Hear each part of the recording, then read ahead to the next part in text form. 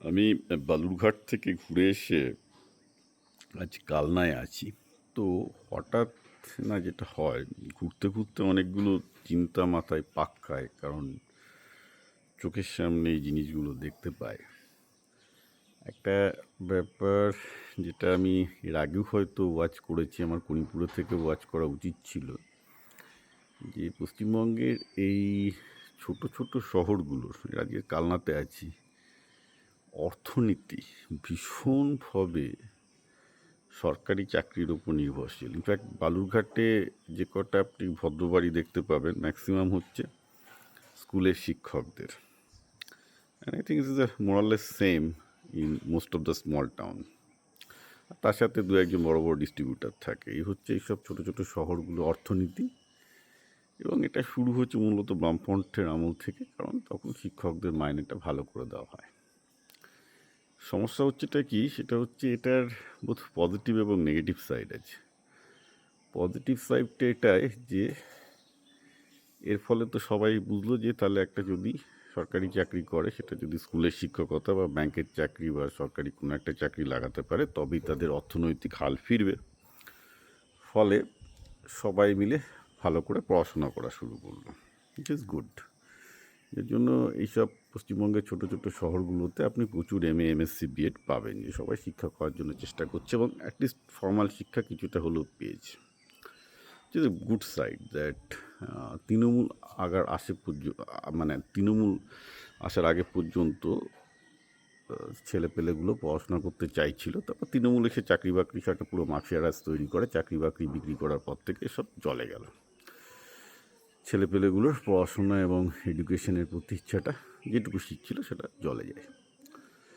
পাশাপাশি নেগেটিভ দিকটাও আছে। নেগেটিভ দিকটা হলো এই যে এটা অ্যাকচুয়ালি একটা খুব ফ্রুটলেস ইকোনমি তৈরি করে, কারণ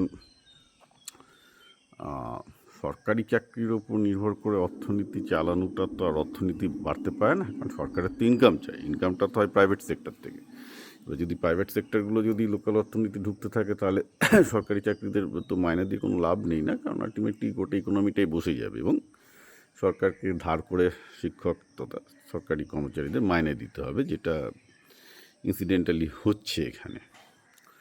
ওকে, তো ট্রান্সসাস্টেনেবল ইকোনমি তৈরি হয়, যেটা বাংলার ক্ষেত্রে হয়েছে। 8 লাখ কোটি টাকা ঋণ তৈরি হয়ে গেছে, যদি এর পেছনে ভাতারও ভূমিকা আছে, বিশাল ভূমিকা আছে বলতে গেলে, নান খয়রাতের তো ভূমিকা আছে। তাই শুধু যে সরকারি চাকরি তা দোষ দেওয়া যায় তাও নয়।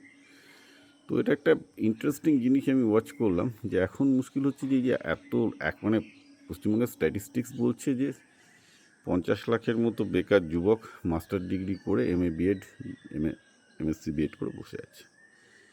এখন সবাই চায় একটা সরকারি চাকরি। এবার শুভেন্দু সরকার যতই চেষ্টা করুক না কেন, হাঁড়ির হাল এতটাই খারাপ, 60,000 ম্যাক্সিমাম, তার বেশি সরকারি চাকরি বিজেপির সরকারের পক্ষে দেওয়া সম্ভব নয়।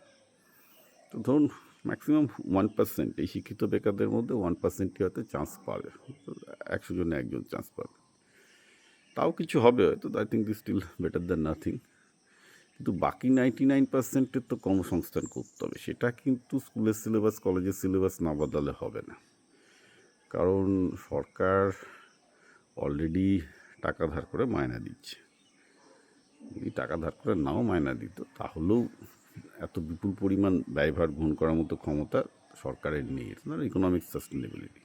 তো প্রাইভেট সেক্টরকে বুস্ট করতেই হবে। প্রাইভেট সেক্টর বুস্ট আপনি করবেন কী করে, যেখানে যে এডুকেশনটা পাচ্ছে লোকে, সবাই স্কুল শিক্ষক হওয়ার জন্য এডুকেশনটা নিচ্ছে। সুতরাং স্কুল শিক্ষাটাকে যদি আবার লোকাল ইকোনমির সাথে যুক্ত করা যেত, যেটা এনইপি 2020 চাইছে, তাহলেই আবার কিন্তু এই যে এতজন স্কুল শিক্ষক হতে চাইছে, সেটা একটা দুর্দান্ত ফিডব্যাক লুপে চলে আসতো। কারণ স্কুল শিক্ষক হওয়ার জন্য যে তারা এডুকেশনটা পাচ্ছে, তার একটা স্কিলিং ভ্যালু থাকতো।